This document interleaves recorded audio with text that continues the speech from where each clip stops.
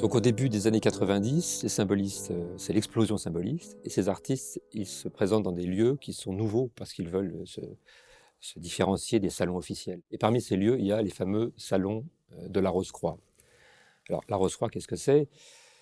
C'est une ancienne tradition, ce sont des confréries philosophiques qui existent depuis très longtemps, mais avec d'innombrables ramifications. Celle dont nous parlons, c'est la Rose-Croix fondée par le fameux Joséphin Péladan.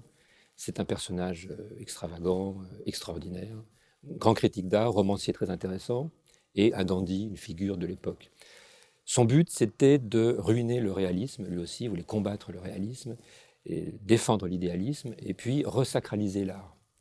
Et ces salons de la Rose-Croix, qui vont avoir lieu de 92 à 1897, vont effectivement être un peu comme une sorte de préfiguration des avant-gardes, parce qu'il avait compris qu'il fallait se faire parler de soi. Donc, il y a du scandale, il y a de la publicité, des concerts, des affiches, des soirées, et tout un ensemble de choses qu'on retrouvera dans les avant-gardes, Dada, le surréalisme, etc.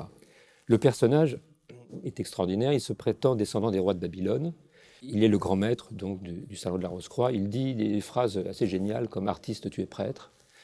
Il dit aussi « si on ferme les églises, eh bien, ce sont les musées qui officieront.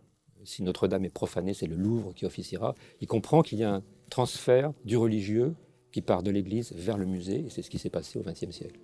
Donc, ces salons de la Rose-Croix, Céon y participe dès le début, il signe la couverture du catalogue, et il fait le portrait de Joséphin Péladan en 91, de profil avec cette robe sacerdotale violette. Et Péladan qui était très égocentrique bien sûr, sera ravi de ce portrait, et Péladan dira à Céon « vous m'avez sorti d'une fresque idéale », ce qui naturellement était le plus beau compliment qu'on pouvait faire à Céon. Le premier soir du premier salon de la Rose-Croix, inauguration de mars 92, il y a 12 000 personnes et tout le monde est là. Verlaine, Mallarmé, même Zola, Gustave Moreau, les ambassadeurs, les ministres, c'est un énorme succès. Et Émile Bernard, 50 ans plus tard, dira « La Rose-Croix a été la première grande manifestation symboliste de l'époque ».